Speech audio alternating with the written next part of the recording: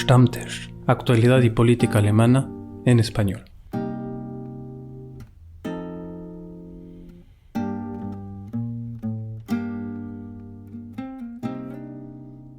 Bienvenidos a este nuevo episodio de Stammtisch número 41 y probablemente último del año 2019. ¿Cómo estás, Bastian, para este último arranque de diciembre? Muy bien, gracias. ¿Y tú, Axel? Pues estupendos. Muy contento de que tengamos esta ocasión para presentarles temas que nuevamente son de interés para la gente hispanohablante, pero pues que también tratan no solamente lo que pasa con la gentrificación, sino también con Año Nuevo, que es también nuestro tema hoy, ¿es cierto? Año Nuevo va a ser uno de nuestros temas, pero queríamos comenzar comentando el video de la BVG con su provocativa acción de marketing, en la cual se autopostuló o se postuló a sí misma para ser Patrimonio de la Humanidad de la UNESCO. Sí, como viendo el video que está bien hecho el video, es muy berlinés, pero incluso alguno que otro oyente que en Twitter no estaban seguros si era un chiste malo o si verdaderamente se estaban postulando. Pero todo indica que sí, es su firme intención. Hace pocas semanas la BVG sacó este video, lo publicó y claro, se postula a ser Patrimonio de la Humanidad o Patrimonio Mundial de la UNESCO, Weltkulturerbe, y en el mismo video se ríe de su propia postulación diciendo que por el hecho de tener choferes que te gritan o te retan por cualquier acción. Con el típico humor berlinés. Con el típico humor, claro. O por el hecho de estar saturados o llegar tarde, todo eso la convierte a la BVG en una empresa que tiene que postularse para ser patrimonio de la UNESCO.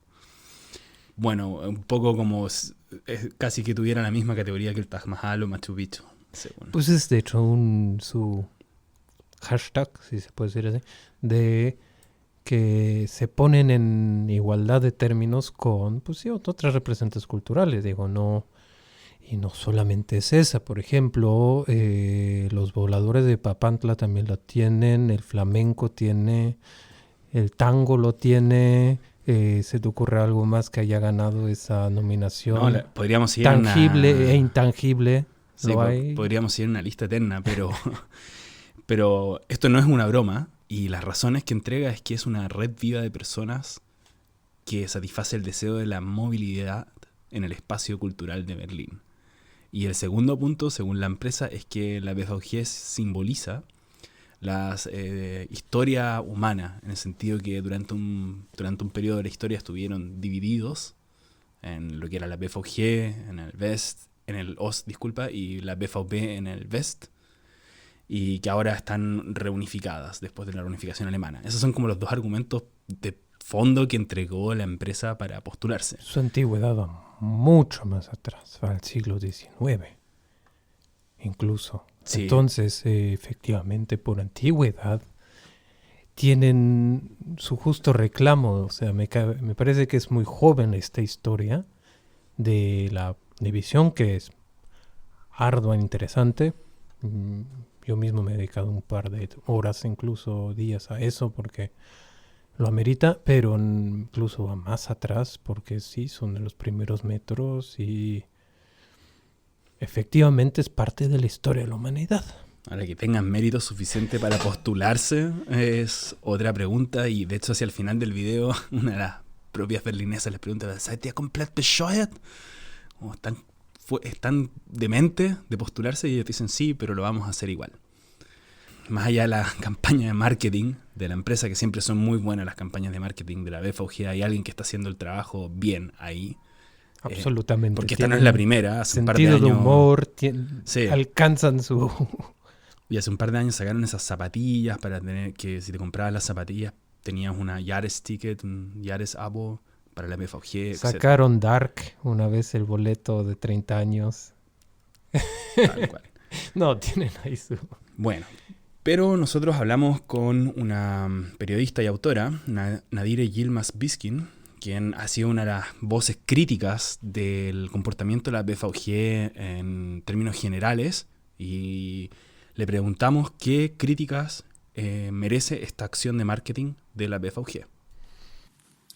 La acción es típica por la BVG. La BVG recibe mucha atención con sus acciones divertidas y humorísticas. Si quiere ser en serio patrimonio cultural de la humanidad, debiera tener otro tratamiento con las personas sin hogar, un tratamiento más humano. En Berlín hay mucha gente que por razones diferentes como la gentrificación no tienen hogar y viven en la calle. Para ellos está prohibido quedarse durante día y noche en las paradas de la U-Bahn, lo que es peligroso y a veces fatal. Yo sé por mis observaciones de cada día, solamente en los últimos 2 meses se murieron 2 hombres cerca de la parada Seestraße en Wedding. Antes hubo 2 estaciones abiertas, Kältebahnhöfe, que lamentablemente ahora están cerradas. La ética debe ser más importante que el prestigio. ¿Y nos puedes contar en qué consiste la campaña que promueves?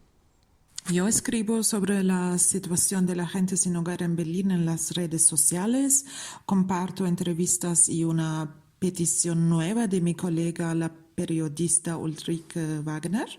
Ella describe su experiencia con la seguridad de la BVG en su petición. Los guardias de seguridad le dijeron: llévate a esa gente a tu casa. Ella reclama que las estaciones de la BVG debieran estar abiertas para las personas sin hogar. Hace unas semanas pregunté también a la BVG: ¿por qué no hay permiso para que la gente sin hogar se quede al menos durante el día en la estación de metro? Finalmente, queríamos saber si has tenido alguna respuesta de la BVG. La BVG me respondió por Twitter y dijo: hay clientes que se sienten molestados por las personas sin hogar, y agregó que la empresa busca un camino medio.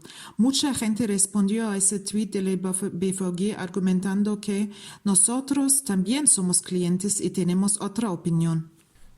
Bueno, eso fue nuestra conversación con Nadire Yilmaz Biskin, periodista y autora, una de las voces críticas de la BVG en general, y con esto se abre una dimensión social que no tiene que ver tanto con las campañas de marketing divertidas en internet, sino que más con el aspecto social de las personas que no tienen hogar y que muchas veces utilizan las estaciones durante invierno en particular para refugiarse del frío. No es por nada, pero en esta plataforma hemos tratado en sendas ocasiones estos temas de las estaciones como refugios o cuando dejaron de serlo, y por ende pues este tema siempre es pertinente y pueden consultarlo en nuestro archivo si les interesa. Axel, si te parece, ahora sí entremos a nuestro tema del año nuevo, que tiene que ver con una prohibición de los fuegos artificiales en la ciudad de Berlín. ¿Qué está pasando que se prohíben cosas ahora en Berlín? Los años pasados han habido diferentes intentos, no muy exitosos siempre, de regular o incluso de prohibir el uso de cohetes, petardos, como dicen en España. Algo muy recurrente en Año Nuevo. Yo me acuerdo que es, bueno, parte del folclore de Nochevieja, de iluminar el cielo, hacer más ruido cuanto posible. Más allá de qué tan legal o ilegal sea, bueno, hay países donde es legal, hay países donde es ilegal. La cosa es que siempre se han estado usando en buenas partes del mundo, incluyendo también aquí en Berlín. Y en este año hay 3 zonas concretamente que, bueno, desde septiembre que lleva esto, han sido decretadas zonas libres de cohetes. Estamos hablando del sector de la Puerta de Brandenburgo, lo que es al norte del Alexanderplatz, que son 2 sectores por lo general más frecuentados por turistas, y el tercer sector es Schöneberg Nord, al norte de Schöneberg, entre la Steinmetzstraße, Potsdamer Straße, Goeben y Palaststraße. Ahora nos queríamos concentrar un poco en este sector, ya que los dos primeros por lo general son más turísticos y Sí, por ende tienen menos de la vida berlinesa y se entiende tal vez que ahí no se puedan lanzar fuegos artificiales en la teoría. Justamente me acabas de adelantarme la idea que iba a decir. O sea, en los primeros dos, hasta cierto grado, parecería justificable, o al menos es un sitio público, de afluencia, con factor de riesgo para el transeúnte, etcétera, etcétera. Sin embargo, en la Palaststraße me parece que la índole es absolutamente otra. Sí, porque ese sector tiene una alta densidad de población y personas que viven ahí.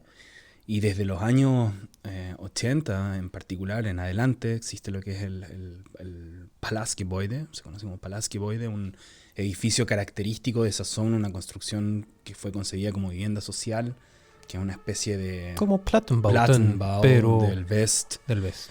y que desde los 80 en adelante fue poblada y habitada principalmente por migrantes. Y ahora es en ese sector que la policía lo ha decretado como una Brennnotfallzone, o sea, una palabra que en alemán Gefahrenbrennpunkt. Gefahrenbrennpunkt, es como un punto de peligro, de arder o algo.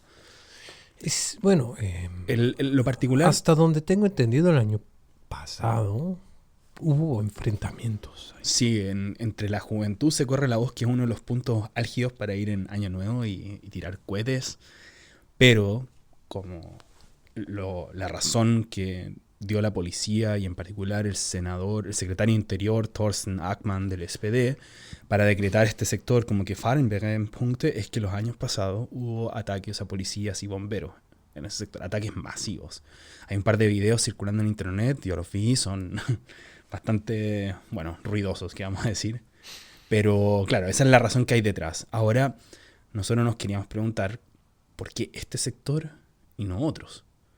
¿Qué pasa con otros barrios donde también son conocidos por su alta actividad de fuegos artificiales y cohetes? Hermannplatz, por ejemplo, está permitido, pese a que había estado la posibilidad de también ampliarlo ahí. Esto a mí me huele más como a un ensayo. A un ensayo para una nueva práctica policial ante los cohetes. Es decir, si funciona ahí, se puede implementar en todos los demás partes. Vamos a ver qué tanto asidero con la realidad tiene la prohibición. En particular va a comenzar a regir el 31 de diciembre desde las 18 horas y va a terminar el 1 de enero a las 6 de la mañana. Sí, después ya no tiene interés echar, básicamente. No, vamos a ver qué tan efectiva es la policía para controlar esto. Pero más allá de los resultados que tenga, la pregunta de fondo es: ¿por qué en este barrio donde se sabe que hay una densidad de población migrante bastante alta y es como, qué intención tiene la policía de hacer el ensayo ahí y también cuánto hay de encasillar el barrio por su composición social y de encasillarlo dentro como si fuera un gueto? Como si fuera un gueto y dentro de esta idea como de que los barrios que tienen una alta tasa de familias o personas que son migrantes fuesen per se conflictivos. O sea, tal vez no tiene que ver tanto con las personas que viven en el barrio, sino por otras razones se vuelven barrios álgidos, pero no necesariamente por la procedencia de los habitantes de aquel lugar. Entonces, eso es... Seamos un poco realistas. Existe un poco de segregación, también un poco de fama acerca de sitios. O sea, no es lo mismo hablar ahí que, por ejemplo, hablar de Charlottenburg o de Wilmersdorf. Por ende, es cierto que más allá de la realidad, la fama es muy importante y se corre en el mainstream, pues sí, de que tal vez eso es una zona caliente. Y eso, sin embargo, pues en la realidad, o sea, no debería de ser un criterio, tal vez la composición social de ahí, sino más bien ver si la ciudad puede tolerar este tipo de manifestación o se está armando para una prohibición general que incluso desde la propia policía está siendo criticada. Sí, pero aunque este barrio fuese uno de los puntos álgidos, igual la decisión de prohibir y de poner mayor contingente, entre comillas, represivo, que son las fuerzas del orden público, no vendría a solucionar el problema. Es como una actitud muy propia del autoritarismo, de optar por el camino, de imponer por la fuerza un Gesetz, en este caso una prohibición. Y no sé si eso resuelve el problema realmente. Es una solución muy simple y sencilla que por lo general adoptan el Estado, los municipios cuando se tratan de dinámicas sociales que son más complejas. Entonces eso, por un lado, me parece complejo. Y por el otro lado, los fuegos artificiales se lanzan en todo Berlín, o sea Marzahn, sea Wilmersdorf, sea Charlottenburg. ¿Por qué en ese barrio en particular se va a poner un mayor contingente policial? Y si es que acaso esa presencia policial no va a incitar también a una mayor confrontación en una fecha que es de fiesta y es festivo. Entonces, esas son preguntas, por un lado. Y por el otro, si es que acaso las razones no están mal desarrolladas, porque tal vez una razón mayor para prohibir el uso de fuego artificial en Año Nuevo podría ser, por ejemplo, el daño que estos provoquen a los ecosistemas. Bueno, al medio ambiente. Estamos con toda estos argumentos ecológicos, pero también están, por ejemplo, los derechos individuales o de la seguridad colectiva. Está claro que a algunos se le puede lesionar ligeramente la mano o tener un cierto oído, bueno, pero es como si uno quisiera prohibir las fallas en Valencia. O sea, que sería, por ejemplo, unas fallas en Valencia sin cohetes. Y sí, la gente que no lo quiere escuchar, pues ahí, por ejemplo, se van directamente de la ciudad en esos días. No, la realidad es de que hay muy poca incidencia. Los indicios de lesiones el año pasado eran 40 y eran lesiones ligeras, pero sí. Y con esto pues queda claro que el argumento per se es bastante endeble si hablamos, digamos, de la seguridad colectiva. Y sin embargo, pues el gobierno Rot-Rot-Grün, que todavía rige y tiene la mayoría, se ha puesto como objetivo la implementación de estas medidas con base incluso en la ley de pertenencia de explosivos. Pero eso, incluso desde los gremios de policías, está siendo cuestionado si tienen la competencia de decretar este uso o si los cohetes son explosivos. Entonces ahí tenemos dos zonas grises que claramente no convencen a los que saben de la materia, a los que saben del gremio de las fuerzas públicas, porque evidentemente también hay portavoces de sindicatos, hay Benjamin Gendro, por ejemplo, que dijo que daba la bienvenida a las anunciadas zonas de prohibición, pero que esperaban que en el futuro no se restringiera a estos dos sectores. Bueno, eso es un lado de la balanza. Los que le dan la bienvenida a esto, que incluso, bueno, no es que me encante citar, pero por ejemplo la encuesta hecha a raíz del Morgenpost y llevada a cabo por la empresa Civey, demostró que, bueno, con el sesgo per se que podría tener, que el 63.2% de los encuestados estaría a favor, y ese número estaría ahora sí por encima de los 50, cuando el año pasado era 54, no era tanta la aprobación de este tipo de medidas. Hay también gente que se opone, por ejemplo, Michael Knappe, que es un líder policial, y él directamente critica esta política y, bueno, hablando al Tagesspiegel, dijo que esto es un espejo de esgrima, las zonas de prohibición están cayendo en vano. Y, bueno, que formalmente está, digamos, diciendo que estos puntos focales de peligro especial, bueno, son injustificados. Sí, también está, por ejemplo, el presidente de la Asociación Alemana de Ciudades y Municipios, que dijo que los petardos de Año Nuevo son una expresión de alegría, de vivir, y por lo tanto no debieran estar prohibidos. Esas fueron las palabras de Gerd Landsberg.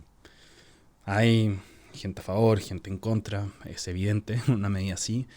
Igual, esto es una medida que también proviene en cierta forma con el respaldo político desde el Ministerio del Interior, del Senado de Berlín, de Andreas Geisel en particular, quien ha mantenido una línea bastante de mano dura en su gestión del Ministerio del Interior, por ejemplo, con lo que han sido las Räumungen a los Hausprojekten como la Riga 94, etcétera. Entonces también hay una línea dentro de la coalición de gobierno del Senado de Berlín que tiene que ver con la seguridad, que ha sido de mano dura, podríamos decirlo, aunque es del SPD. Sí, no, ser SPD no quiere decir que no existan sectores que sean partidarios de políticas de mano dura. Y justamente así es más o menos como esgrimimos esta situación. Quiere decir que si algún oyente se encontrara en esos sectores o fuera a pasar Año Nuevo en esos sectores, así está, digamos, la letra. Eso parece ser la forma en que se va a llevar este año, sea Puerta Brandenburgo, que muchos van, estar en el Alexanderplatz en la zona norte, o ahí. Esperemos que esto no nos quite la alegría de pasar el año nuevo, o que no pasemos por ningún motivo la noche en la policía detenido temporalmente o sin los cohetes, que es lo que puede pasar. Cualquier caso, así están las cosas. Pasemos al último tema. A otro tema que es el último tema del último capítulo del año. Claro. Sí, porque bueno, este es el episodio 41 de Stammtisch. Y con este episodio también vamos a despedir el 2019. Y para hacerlo, nuestro último tema es un tema berlinés también. Tiene que ver con el conflicto histórico de la ciudad de Berlín, de los espacios autónomos versus las fuerzas inmobiliarias y las ganas de construcción y renovación de la ciudad. En este caso, la protagonista es nada menos que el House Project conocido como la Copy, una ocupa que existe desde 1990 en Berlín, en lo que es el sector de Mitte, podríamos decir. Está muy cerca de aquí, de hecho. Aquí del Ostbahnhof está al otro lado. Tal cual. Y esta ocupa, que bueno, fue en 1990, ocuparon ese edificio que estaba abandonado y desde entonces existe, con un espacio en el cual viven cerca de 60 personas, que es también un espacio de gestión cultural alternativa, con bares, una cartelera de cine, conciertos, una Siebdrückerei, entre otras opciones. Habrá hecho noticia ya que ha trascendido que quiere ser vendido ese espacio por su actual dueño a alguien que tenga interés en comprarlo. Pero Bastián, si me permites decir, esta ocupa ha pasado por muchos episodios y yo creo que es importante hacer una muy ligera retrospectiva. A vísperas del colapso de la RDA, este edificio fue ocupado, y cabe decirlo, con el beneplácito de las propias fuerzas de la RDA. No se opusieron en ningún segundo. Justamente cuando la gestora de la Treuhand pone mano sobre este edificio, ya se encontraban estos ocupas dentro. Entonces, varias veces desde el año 90 hasta acá ha pasado a ser subastada, comprada, recomprada por N actores que todos han querido ser dueños de este predio, pero creo que ninguno ha puesto un pie ahí. Por eso la máxima es, la copy sigue siendo capital de riesgo, o quien quiera que compre la copy comprará problemas. Sí. Entonces, claro, hay que precisar. Esto es un edificio central y una zona adyacente que se considera de estacionamiento.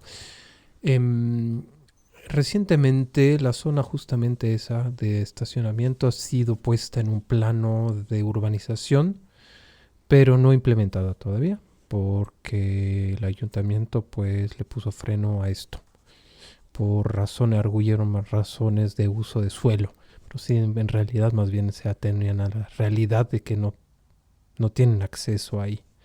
Y claro, la última empresa que se adjudicó por la subasta forzada de este predio fue Startesia, que se quedó con la parte del estacionamiento y creo que incluso de toda la casa, si no es que del frente de la casa. Estas son todas informaciones muy difíciles de hilar por la misma razón de que están en proceso y de que no hay tantas fuentes que se consiguen. Pero pues es la última en responder o no responder, justamente. No responder, sí. Pero Startesia es la misma empresa que había adquirido la copy en el 2007, que pertenece a Siegfried Nels, quien es CEO de Sanus AG. Y Sanus, que compró la copy en el 2017, es el que actúa como propietario, entre comillas. Y en el 2013 Startesia compra nuevamente a Sanus la copy. Entonces es un juego de sociedades para quien es entre el mismo propietario. Y como tú bien decías, Startesia no respondió a las preguntas de la TATS en su momento, que le hizo un artículo al respecto, intentando saber en qué estado se encuentra la copia actualmente, ya que habían trascendido informaciones de que iba a ser vendida hoy nuevamente, o que su terreno estaba en venta. Pero Startesia no respondió. Y la copy respondió escuetamente que el dueño seguía siendo aquel, Startesia, ya que dentro de las políticas tal vez de la copy está no hablar demasiado con los medios, incluso con un medio como la TATS, que es bastante de izquierda, podríamos decirlo, y que es una cooperativa. Y bueno, nosotros también intentamos hablar con ellos. Sí, digamos, hubo aproximaciones muy positivas, sin embargo, lo cierto es de que no concretamos a tiempo poder. Al cierre de esta edición no teníamos respuesta a las preguntas que les enviamos. Entonces, muy lamentablemente no tenemos la contraparte de la asamblea, del pleno de ahí. Sin embargo, lo que sí queda claro es que estos se han defendido muy bien en todo este tiempo. Asedio sobre asedio, nadie ha podido hacerse con este predio. Como la épica de los galos de Asterix y Obelix, ¿eh? De la resistencia, siempre. Pero la razón también por la que hablamos de la copy en este episodio es, ¿y por qué nos interesan lugares como la copy o el Sindicat, o estos como lugares icónicos de cultura alternativa? Es que en ellos y en su existencia, su sobrevivencia en el mundo actual, donde las fuerzas del mercado tienen mucho poder, es una especie de subsistencia también o sobrevivencia de lo que es la identidad de la ciudad. Creo que en espacios como la copy, sí, en los espacios como la copy o como el Sindicat se juega una gran parte de lo que es la identidad de Berlín, que en los 70, 80 se construye muy fuerte y que en el último decenio, del 2006 en adelante, se ha visto amenazada, creo yo. Y esa es la razón también por la que traemos estos temas un poco a Stammtisch. El Berlín de los 90, el Berlín de los espacios autogestionados de esa izquierda underground, pues evidentemente ha sufrido un par de retrocesos en estos años, pero ahí es donde digo, quedan parcelas como esta, como... Y es importante que sigan existiendo también, porque si no, Claro. se extirpa toda la identidad a la ciudad. No, y la Y lucha, que está claro que la lucha aquí aquí ir contra el molino es una ardua tarea, porque están bien organizados, las inmobiliarias tienen su peso y hacen recursos en la vía legal, pero también hacen presión alrededor. Entonces, pues es una lucha valiente que yo creo que hay que resaltar de este humilde espacio, que existen, que están ahí, que se defienden y que no han caído. Axel, de esta forma llegamos al final de nuestro episodio 41 y también al final de año de Stammtisch, podcast de actualidad y política en español para ustedes, les hispanohablantes que viven en esta ciudad y en el país. Y creo que solo queremos agradecerles a ustedes principalmente por escucharnos y su tiempo, por habernos seguido durante este año. Esperamos que el 2020 sea igual de fructífero como fue este año que se va. Agradecerles también a Radio La Berlinesa por el espacio que nos entrega todos los lunes a las 7 de la tarde, donde nos pueden escuchar y nos han escuchado y nos seguirán escuchando. Y agradecer también a Media Residence, que es el espacio donde grabamos el podcast.